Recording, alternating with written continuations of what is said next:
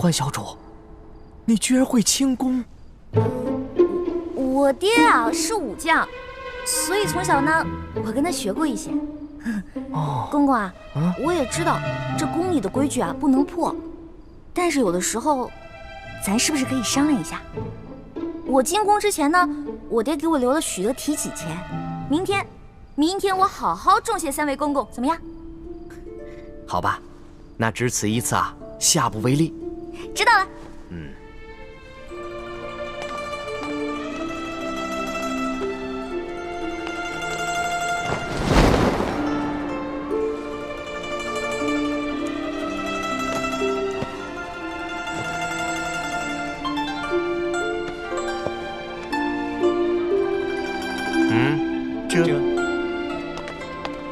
哎，那个公公，我把那个丝巾拿一下，我的丝巾，我的丝巾！哎，公公！一欢姑娘，别说丝巾了，一根丝线都不能带。我的丝巾，公公，我的丝巾！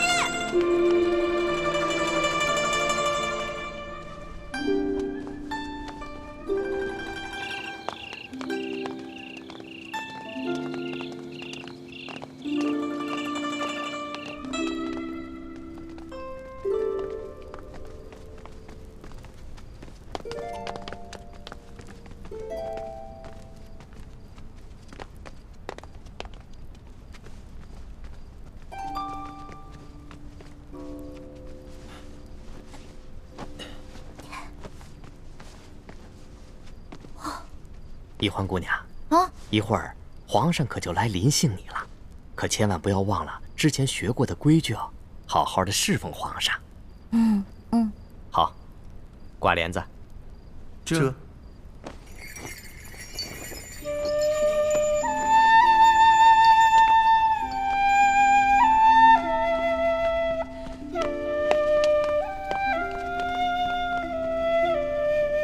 原来这就是皇帝的寝宫啊！也不知道龙小弟究竟和康熙那个小皇帝说好了没有？朱哥哥给我准备的丝巾没有了，万一这小皇帝临时起了色心，假戏真做了，那可怎么办啊？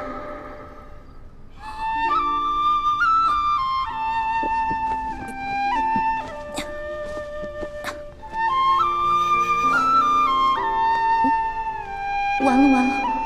朱哥哥要是看到我穿成这个样子，肯定会气个半死。要不趁这个小皇帝还没来，我赶紧溜了吧。万一那个小皇帝怒了砍我的脑袋，那龙小弟肯定会帮我求情啊。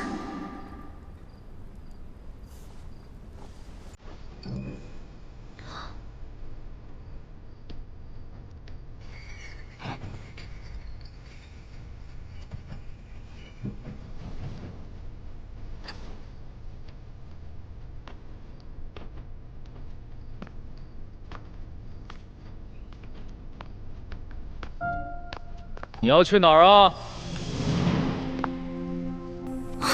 你谁啊？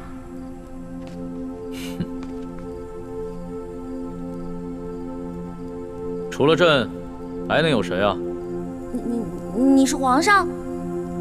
你是皇上，为什么要戴面具啊？朕喜欢在临幸后宫嫔妃之时，玩一些有情趣的小游戏。臣女一欢叩见皇上。皇上万岁万岁万万岁！起来吧，这里又没有外人，不必那么拘束。谢皇上。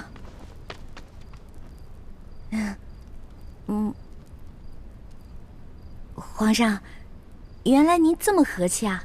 我一直……不，说错了，臣女是臣女。没关系，这里没有外人，朕允许你自称我，这样说起话来才更自在。对了，你刚刚要去哪儿啊？我刚刚觉得这屋太黑了，我打算出去找几盏灯，拿回来点一下。朕在就寝的时候啊，喜欢光线暗一些。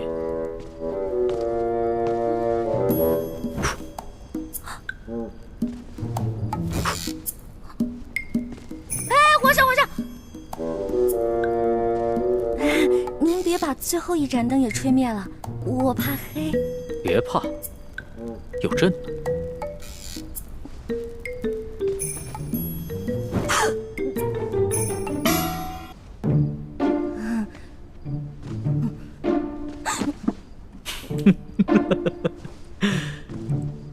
你看起来好像在发抖啊，很怕震啊？我没有，我只是觉得这屋子比较冷而已。哦，你穿的这么少，难怪会冷。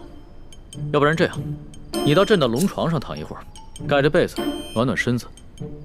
哦，让我上床，这小皇帝果然没安好心。我突然不冷了。那就让朕抱抱你，替你暖暖身子。你果然很怕朕啊！可是朕听龙三说过，你的胆子一向很大，你在他面前提起朕来，那可是从来都不怕的呀。皇上，我不是怕你，我就是怕你离我太近了。咱不是说好了的吗？朕和你说好了什么呀？不是我跟您说好的，是龙三跟你说好的。您忘了，咱们这次只是将计就计，您假装宠幸我，为了博取鳌拜的信任啊。今天晚上的事情是假的，不是真的。朕确实是和龙三定下了这条将计就计之策，只是这漫漫长夜，何苦虚度？咱们也不必演戏了，就让朕真的信了你。再说了，这全天下又有哪一个女子不想做朕的女人呢？皇上，这天下女子也不尽是贪图荣华富贵之辈啊。对大多数女人来说，她们与其与这个后宫佳丽3000争宠，不如找到一个白头偕老、心心相印的有情人。那唐代鱼玄机就说过呀：“易得无价宝，难得有情郎。”朕自13岁大婚以来，还从未有人跟朕说过这样的话。皇上，您生气了？你不会砍我头吧？你当朕是杀人狂魔吗？动不动就随便砍别人的头。你这句话非但没有激怒朕，反倒更加激起了朕的兴致。我看咱们也不必苦苦做戏了，就让朕真的信了你。待共度良宵之后，朕便封你做贵人。皇上，你觉得如何？皇上，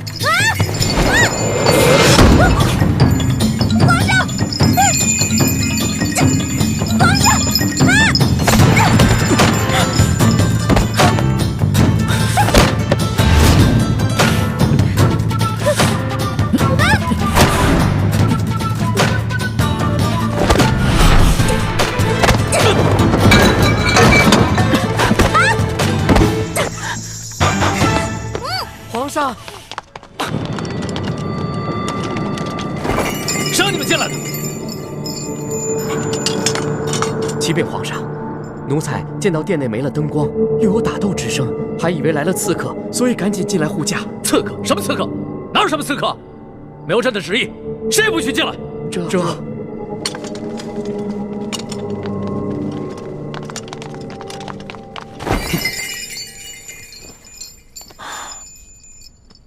好了，别再动手了。再动手的话，真把你当刺客，你这颗脑袋就真的搬家了。你哭什么呀？皇上欺负人！朕怎么就欺负你了？是你先对朕出的手啊！这还是第一次有人敢在朕的龙床上对朕大打出手，只怕也是古往今来第一个敢在龙床上对皇帝大打出手的女人吧？皇上强词夺理，明明就说好了，还强迫人家，人家不想反抗还不让，反抗打不过人家就吓唬人家，哪有这样的？朕有你说的那么不堪吗？好了，别哭了。要是被外边的太监给听见了，不知道的还以为朕欺负你一个弱女子呢。那皇上你离我远点，我就不哭了。你让朕远点，朕就远点，那朕岂不是很没面子？龙小弟，你在哪儿啊？你还说皇上是个正人君子，结果皇上就欺负我一个弱女子。好了，别哭了。朕不跟你这个小女子一般见识。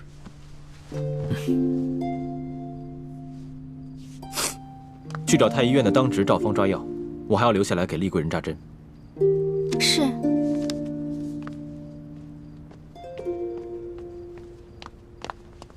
你去烧壶热水，一会儿我要替厉贵人更衣。是。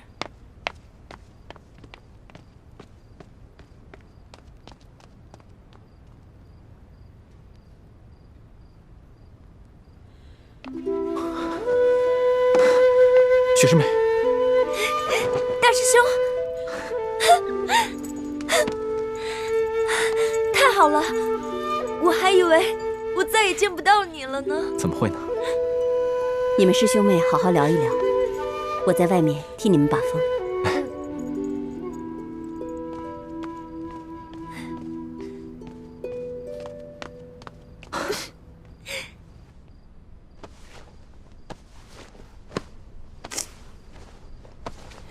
你找什么呢？我想找个手巾擦擦脸。这龙床上哪有手巾啊？朕也不想传太监打扰我们。哎，你又想干嘛？放心吧，朕不会动你的。朕堂堂天子，一言九鼎，给你擦个眼泪。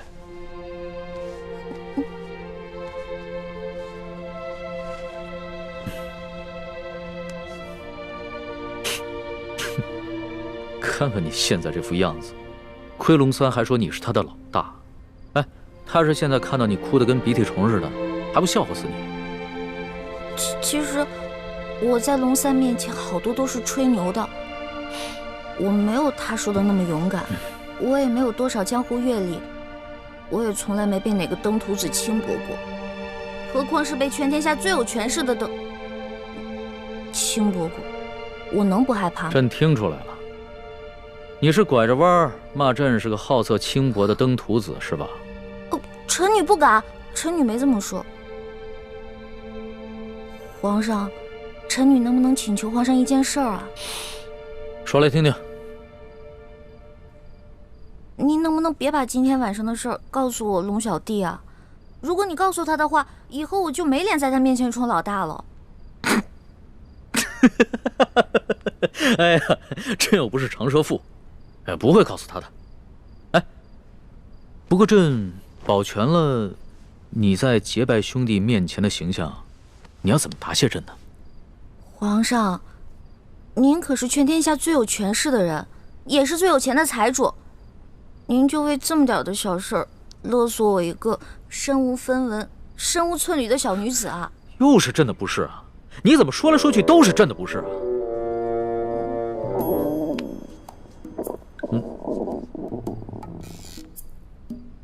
什么声音？是我肚子叫。我今天晚上实在太紧张了，所以没有吃晚饭，现在特别饿。朕想起来了，你最大的爱好就是吃。龙三跟朕说过，你现在在替朕办差，朕也不能让你饿着肚子。说吧，想吃什么？谢皇上，我想吃烤鸭、炸虾丸子、蒸乳酪，还有黄焖小羊排，还有素八碟、珍珠翡翠羹、水晶包子、豌豆黄，再加一壶桂花酿。哎，皇上，你怎么知道我喜欢吃什么呀？这个是龙三跟朕说的。龙三跟朕说呀，你们两个头2次见面的时候啊，你都在跟他抢吃的，朕听着有趣儿，所以印象也就特别深刻。这个龙三，以后再也不理他，怎么把我什么都告诉人家？朕可不是人家，朕是皇上。来人，掌灯，传膳。倾城，你进宫的这些日子以来，过得还好吗？我不得不离开你们这些亲人朋友，来到这个活死人墓一样的紫禁城，和成百上千的女人争奇斗艳，来取悦我们最大的敌人。你说我能过得好吗？对不起，倾城，要你冒名顶替舒婉心进宫的方案，我本来是不同意的。可这是6位师父一致的决定，我也无力反对。大师兄，你不必自责。就算你反对，我也会主动要求进宫的。毕竟我们这些在明珠谷长大的孩子，没有一个人能为自己活着。就连单纯任性的小师妹，不也阴差阳错地进了宫吗？是我太无能了，还要让你们几个女孩子冒这样的风险，忍受这样的侮辱。今晚，一欢也要被召去侍寝了，也不知道现在怎么样了。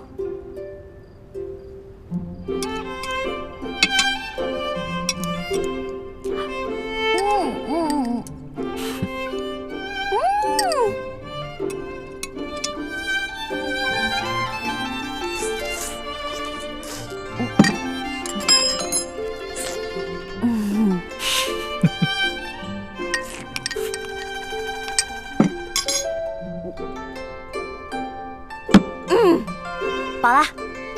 吃好了。谢皇上恩赐。撤掉吧。这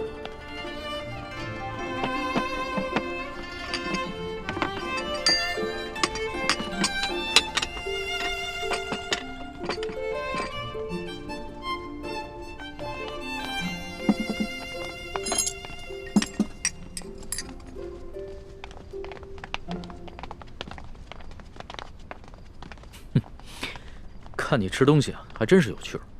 你一个女孩居然能吃得这么香，你这小小的肚子里，到底是怎么装得下这么多东西的呀？要论得上吃啊，这朕的整个后宫，无人及得上你。哎呀，那是他们装的。因为您是皇上嘛，他们在军前得注意自己的礼仪，所以要压制自己的食欲嘛。孔圣人也说过呀，人生3大乐趣，食、色、性也。所以呢，这个美食是人生最大的乐趣之一。说得对。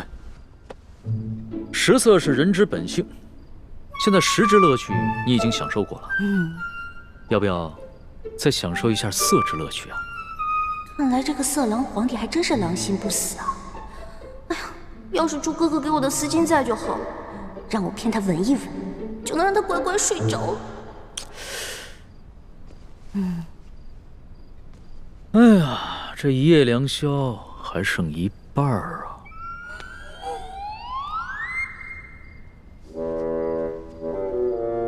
你要不要到朕的龙床上休息一下？哎呦呵！你又想干嘛呀？皇上，吃太多了，我撑到嗓子眼儿了，我想运动消化一下，可以吗？行，要是连这个朕都不准，那朕岂不是很不懂得怜香惜玉啊？你既然想消食，那就请便吧。谢皇上恩典。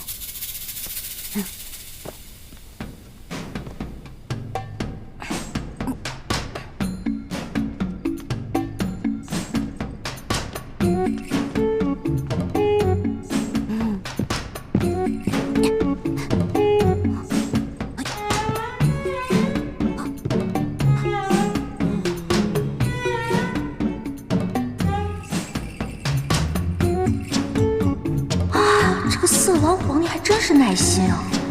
看来是打定主意要吃了我总不能就这么运动一晚上吧？这可怎么办？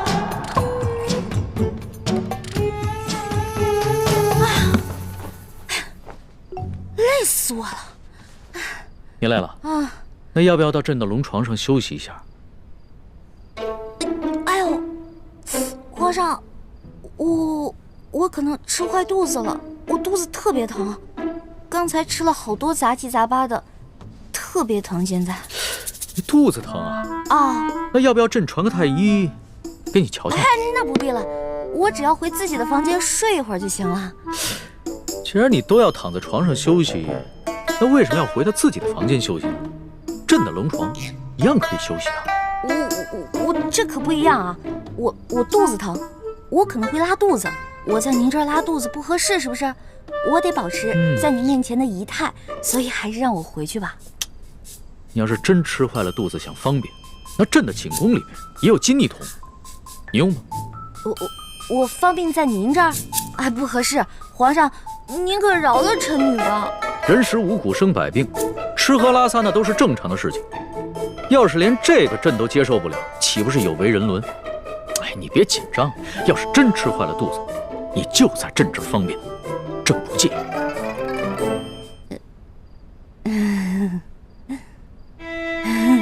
你看着我干嘛呀？黔驴技穷了，是吗？这个色狼皇帝想吃了我，门儿都没有。有了，我可以骗他行酒令，我灌醉他。为什么又不说话了？是不是又在想什么花招啊？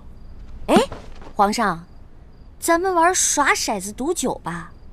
这样，咱们赌，如果你赢了，我就听您的上龙床；但如果你输了，您就让李公公送我回去。怎么样，敢不敢赌啊？这倒是挺有趣的，还从来没有人敢跟朕耍骰子赌酒的，好，朕就依你。来人，上一壶酒，再加2副骰盅。哎，等一下，上一坛酒。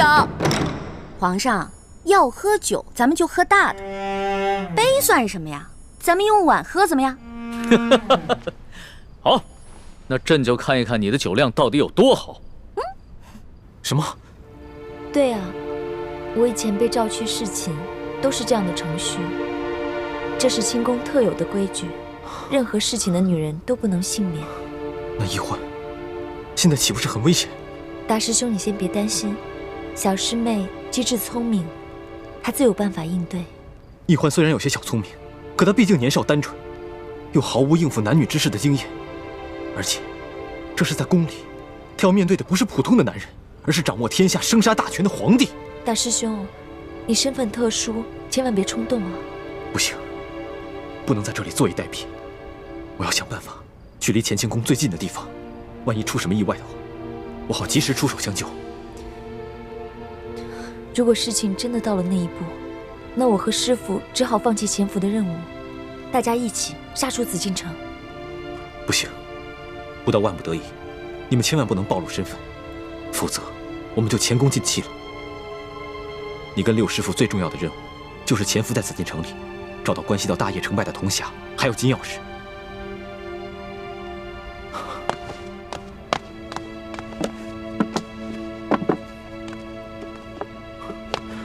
我先走了，你多保重。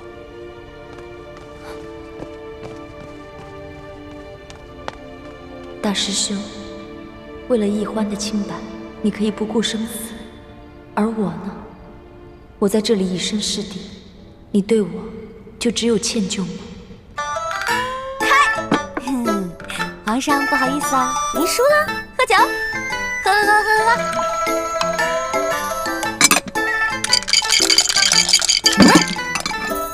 皇上输了，接着喝。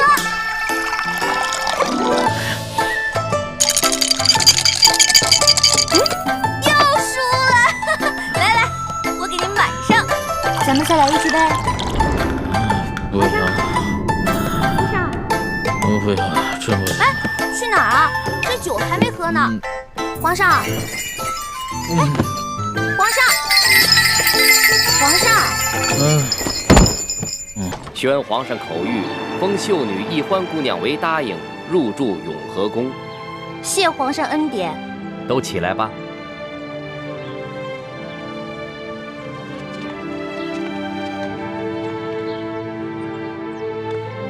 哟，易欢，你这一连侍寝3日，我们还以为皇上多宠爱你呢，没想到就封了个品阶最小的答应。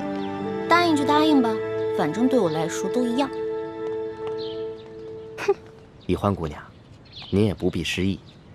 皇上自亲政以来，还从未一连3日召同一人侍寝，这足见皇上对易欢姑娘还是与众不同。虽然只是暂时封了个答应，想必是易欢姑娘有什么地方惹皇上不高兴了。皇上只是稍稍惩戒一下，只要易欢姑娘能够吸取教训，想必皇上还会有恩旨的。谁要讨好那个色狼皇帝了？我才不在乎什么品阶呢。永和宫是雪姐姐的住处，小皇帝阴差阳错地把我安排在了永和宫，比让我当皇后独居中宫都好。易欢姑娘，永和宫的住处已经收拾妥当了，随奴才前去吧。有劳李公公。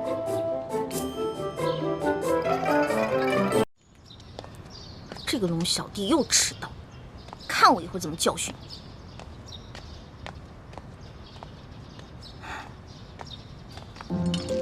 老大，你又迟到啊！昨晚战绩如何？幸不辱使命。我呀，把前晚输的连本带利都讨回来了。你的一半。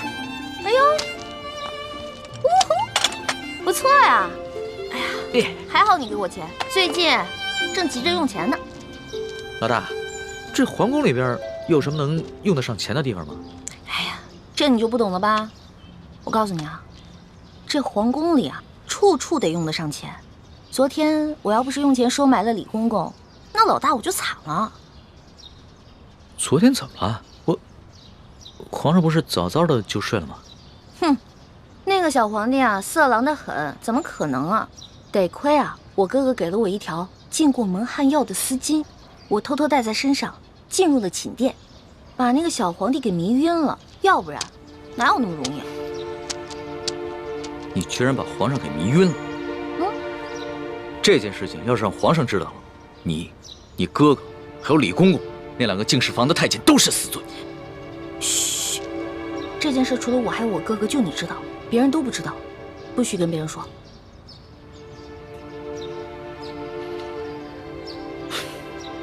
老大，你不应该告诉我，陷我于两难。如果我跟皇上说了，那就是对你不义；如果不说，那就是对皇上不忠。我又不是去害皇上，我是为了自保。哎，你可别为了你的主子皇帝出卖我啊！如果真是那样的话，那我可就跟你割袍断义了啊！老大，不是我说你，你也太任性妄为了。要不是我在皇上面前说你好话，你有几个脑袋也早就掉干净了。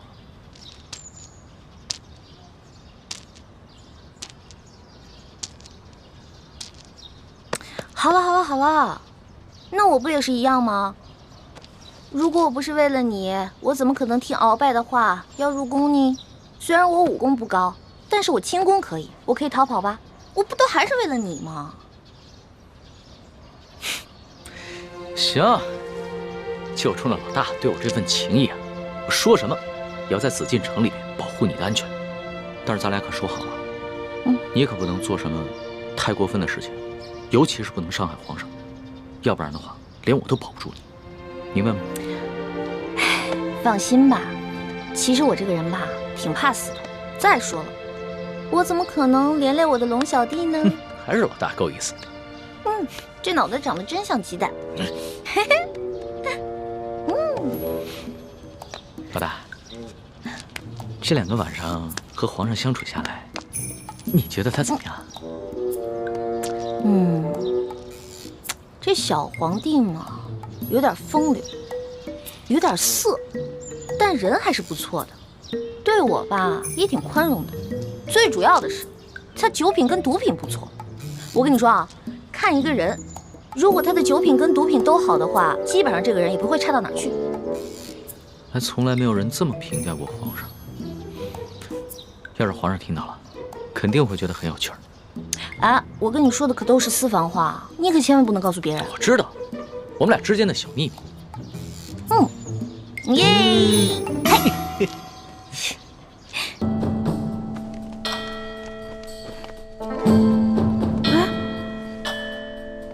我的衣服和丝巾呢？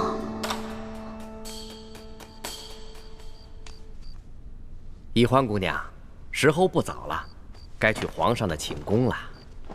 哎，等一下，李公公，我放在这儿的衣服跟丝巾呢？宜欢姑娘，反正也用不着了，我就让宫女们都拿去清洗了。别呀，我还得用那条丝巾呢。李公公，你懂的。宜欢姑娘，你在说什么？咱家听不懂啊。不过你在进宫之前，你爹爹应该教导过你啊。进到宫之后呢，要少说话，守规矩，你应该明白。李公公，您不会是把我那条丝巾故意拿走的吧？侍寝的时候啊，什么都不能带，这是宫中的规矩，所有人呐都要遵守。完了，这下完了。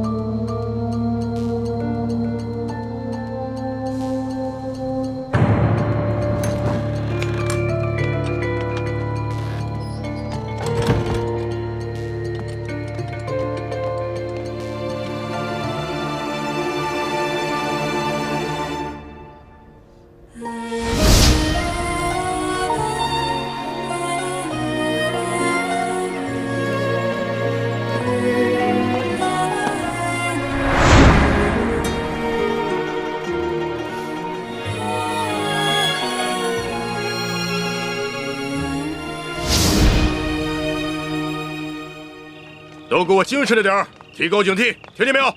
听见了。仔细着点儿。哎。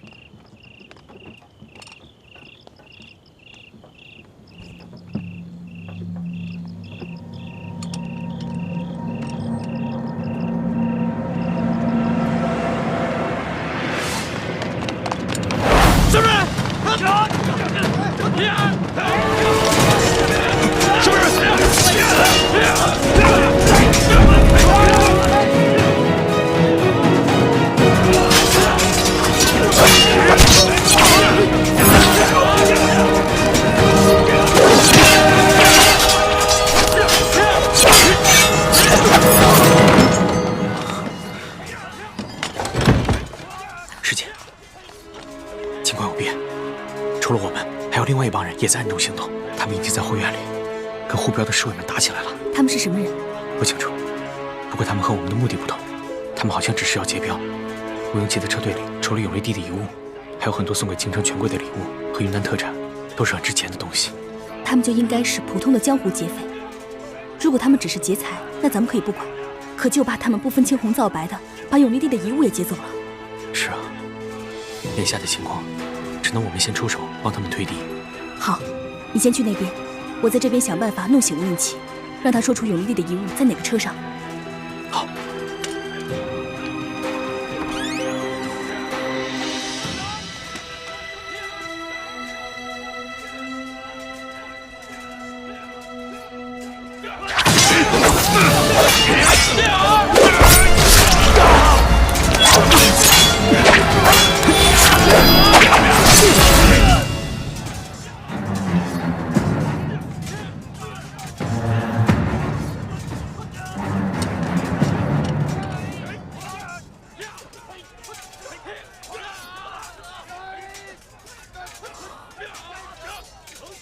倩影姑娘，你怎么会在这儿？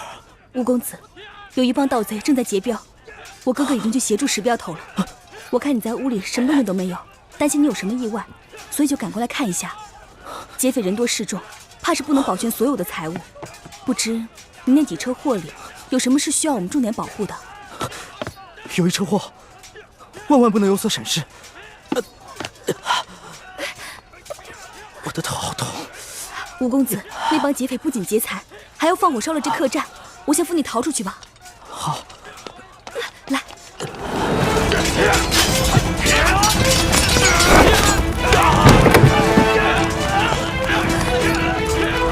住手！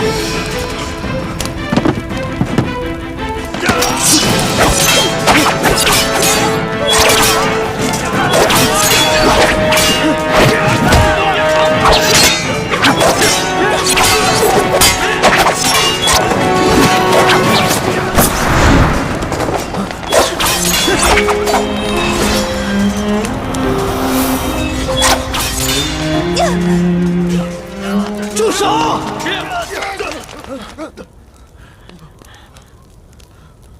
诸位好汉，你们不过是为了求财，又何必赶尽杀绝呢？我这几车货物装的全都是值钱的金银珠宝，你们尽可以带走。不过我这最后一车货物装的东西虽然不值钱，却对我来说有着特殊的意义。你们把这些金银珠宝带走，把这箱给我留下，如何？长江，二公子，让他们走。钱财不过乃是身外之物，又何必多造杀孽呢？嗯。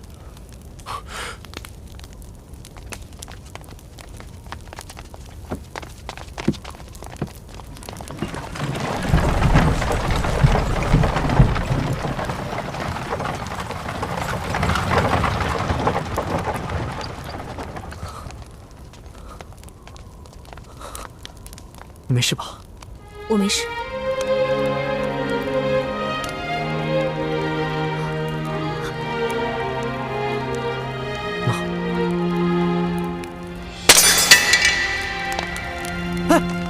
姑娘，怎么办呢？今晚没了丝巾。哎呀，李公公这个家伙，肯定是识破了我的丝巾有迷药，怕带干系。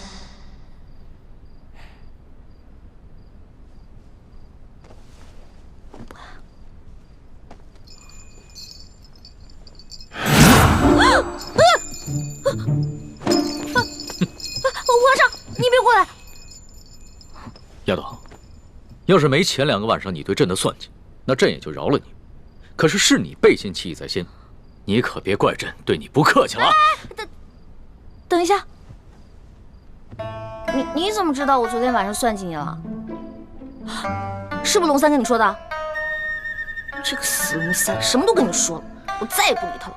你就别埋怨龙三了，要不是他的话，朕岂能容你这么胡闹？哎，停！干嘛呀？你还想跟朕比试武功啊？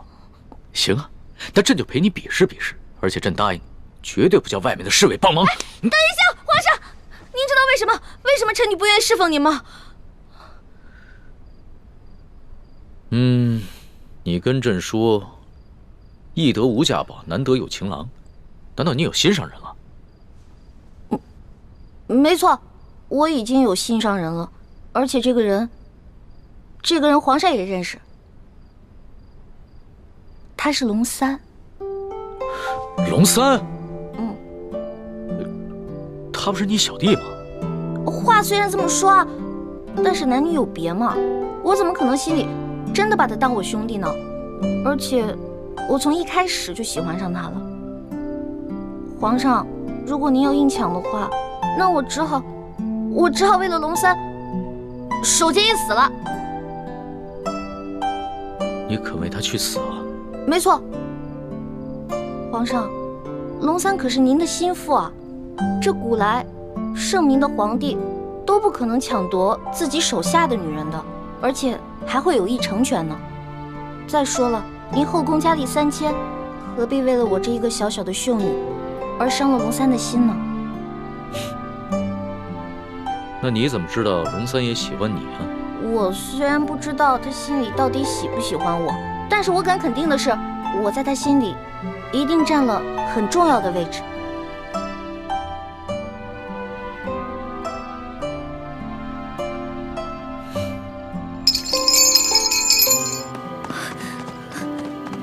叶姑娘，叶姑娘，你等等！吴公子，你别追了，这3更半夜，荒山野岭的，实在是不安全。我不怕，我担心你。姑娘，你本是行侠仗义的江湖儿女，武功高强，勇敢善良，可是内心却不该如此的脆弱。况且一个人的容颜再美，也会逐渐老去。我们因求心之快慰，而不是因为皮相上的一点小瑕疵就郁郁寡欢。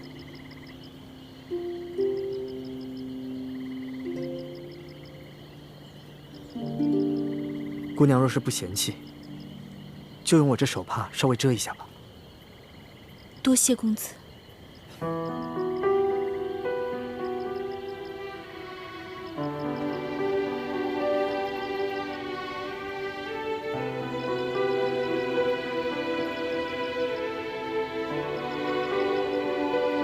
姑娘，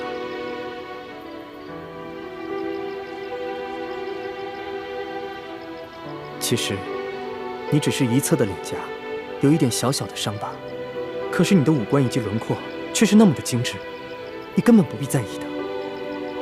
多谢公子温言开解，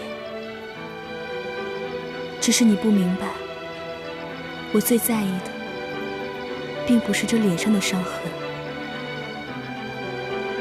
而是……我明白了，其实你真正的伤痕源自你的心里。姑娘，您如果相信我的话，不妨对我直言相告，我愿与你一同分担。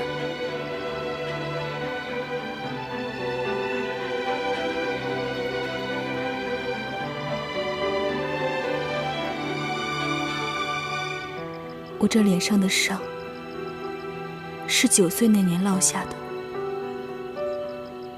那天，我妹妹缠着我，非要我陪她到山上玩。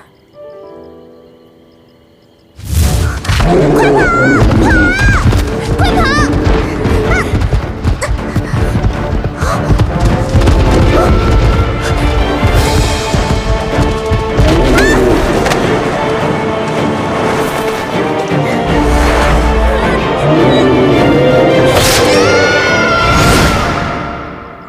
我能明白你的感受。在那么危急的情况下，你的爹爹没有先救你，而是救你的妹妹。这说明在你爹爹心中，爱你妹妹比较多。这不公平。最重要的是，这不是我的亲妹妹，而是我爹爹收养的。那我就更能理解你了。你一个9岁的小姑娘，在那么危急的情况下，都没有选择独自逃脱，而是回去救你的妹妹。这足见你的勇气，也足以见得你多么爱你的妹妹，哪怕她不是你爹娘亲生的。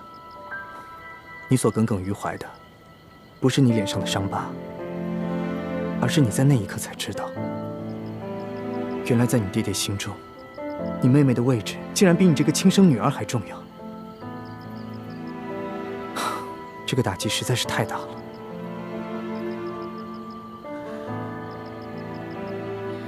谢谢吴公子，这么理解我，让我说出了藏在心中这么多年的心事。其实，我平时就不敢想，一想我就会恨自己。你居然会嫉妒你妹妹，你不是应该为妹妹的平安而感到高兴吗？你为什么要如此的心胸狭隘？这不是心胸狭隘，而是人之常情。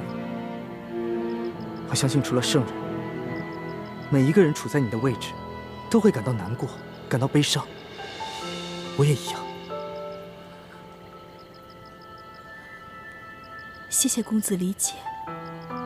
听你这么一说，我心里好受多了。其实，我爹爹是一代名医，他有个秘方，能配出冰肌血肤膏，治好我脸上的疤痕。只可惜，那些药材太过于珍贵难得，所以才一直没有配出来。都需要哪些药材？你能不能告诉我？说不定我可以帮到你。公子能找到那些珍稀的药材？实不相瞒，我乃是平西王府的2公子。哎，我们平西王府的药库啊，比之皇宫里的药库也相差无几。原来，公子是平西王府的小王爷啊！公子身份显贵，我只是跟着兄长浪迹江湖的贱民，和公子地位悬殊，还妄想和您做朋友，实在是高攀了。你这是什么话呀？你难道忘了，我们昨日在雨中一起营救产妇，而今晚又一起抵御劫匪，共历生死，这是何等的情谊啊！你如果再提什么身份贵贱，那岂不是俗气了吗？想不到，小王爷也是性情中人。倩影姑娘，你如果真的拿我当朋友啊，就不要再叫我什么小王爷了。何况我也是庶出，也没有资格继承我父王的爵位。我看干脆啊，以后我们就直呼其名，好不好？那以后我就称你2公子。哎呀，快点！石镖头，2公子，你可算回来了。我刚才腿受伤了，根本就追不上你们。叶少侠也找你们去了。我没什么事，刚才不过是陪倩影姑娘在外面散了散心。啊，今天多亏倩影姑娘和叶少侠相助，不然我这一车祸怕是保不住了。公子不必多礼，我们既然有缘同行，就是朋友，互相帮助也是应该的。不知那车货装的是什么，竟然比那些财宝还珍贵。你问这个干什么？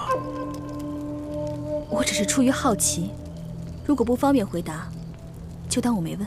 嗨，也没什么不能说的。这车货物啊，是我奉旨押送的前明永历帝遗物。二公子，石镖头，事到如今，如果再遮遮掩掩的话，那岂不是太不够朋友了吗？本来啊，我父王打算派200精兵护送我前往的，但是我嫌因此会惊扰沿途的百姓，所以便伪装成运镖的，低调行事。可是没想到，还是碰到了劫匪。事到如今，我也不敢再贸然前行了。就快进入山西境内了，我也只能派人通知山西总兵书记，让他派人护送我进京。公子体恤百姓，实在是令人感动。不过，就算是今晚出了意外，刚才那些劫匪也只是看中了财物，如今剩下这一车，在常人眼里看来，并不值钱的东西反而安全了，又何必再惊动当地的官府呢？倩影姑娘说的也有道理。公子，万万不可呀！这车货虽然不值钱，但毕竟是朝廷下的明旨所要，就一定有它特殊的用意。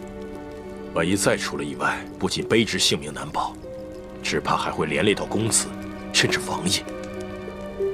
所以，万万不可再大意，还是尽快通知舒总兵前来护送的好。好吧，就按你说的办吧。这帮劫匪个个武功高强，不像是乌合之众，倒和我们一样，像是经过特殊训练的。我虽然之前练功走火入魔受了内伤，但对付几个劫匪不应该如此吃力，而且他们的身份很是蹊跷。但他们却只是劫财，对吴应奇押送的永历帝遗物却一无所知。石庆红已经连夜派人去通知山西总兵书记，恐怕过不了几日，就会有大批的人马前来护送。到时候，你我再想下手，恐怕就难了。那你的意思是？先下手为强，趁着天色还没亮，石庆红又受了伤，杀了吴应奇，拿到金钥匙，这样就可以挑起朝廷和吴三桂的内斗。这，叶师弟，你这内伤还没好，而我也不想滥杀无辜。哎，不如我们换一个办法。那你有什么好办法？这吴应奇是个文弱书生，毫无江湖经验。今夜我们帮他击退劫匪，他已把你我当成朋友。我想继续接近他，从他口中套出金钥匙的消息，悄无声息的把金钥匙拿走。这样也好。只要我们拿到了1号金钥匙，朝廷一定会以为吴三桂故意隐匿不交。如果朝廷能把吴应奇留在京城，甚至再杀了他，那比我们暗杀他的效果要好上很多。不过，吴应奇虽然看起来是个文弱书生，恐怕很难对付。你有把握套出他的话吗？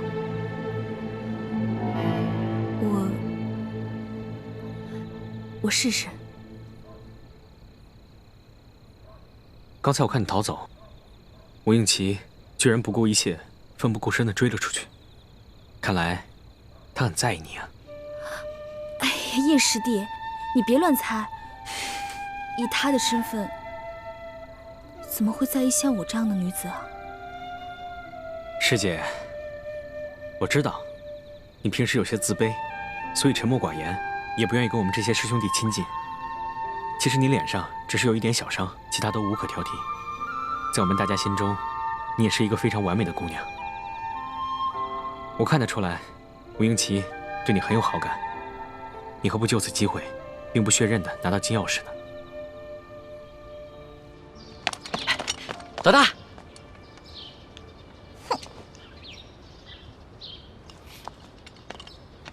大，老大，你干嘛不理我呀？为什么要理你啊？我们明明说好了，不许把我们之间的秘密告诉那个色狼小皇帝，你为什么要告诉他呀？老大，我冤枉啊！我这也是为了你好。你以为你前天晚上用丝巾迷晕皇上，皇上他没有起疑心吗？你昨晚上要是故技重施的话，皇上发现了，你这小命就难保了。所以啊，我才去找李公公，让他把你的丝巾给收了去，还在皇上面前替你百般求情。没想到你反过来还怨我，狗咬吕洞宾，不识好人心。你说的真的假的呀？那当然是真的，我们俩是拜把子兄弟，我会骗你吗？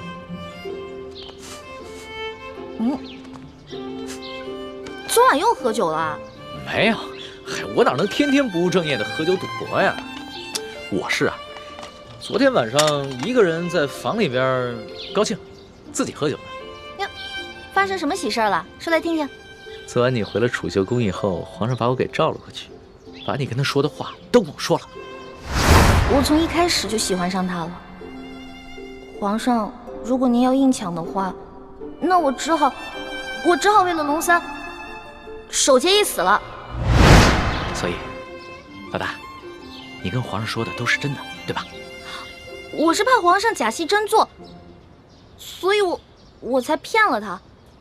龙小弟，你千万别误会啊！你只是骗皇上？是啊，你想，如果我不把你拿出来当挡箭牌，那皇上肯定会吃了我呀。那你对我？我对你，我们当然是好兄弟了。你是我小弟，我是你老大嘛。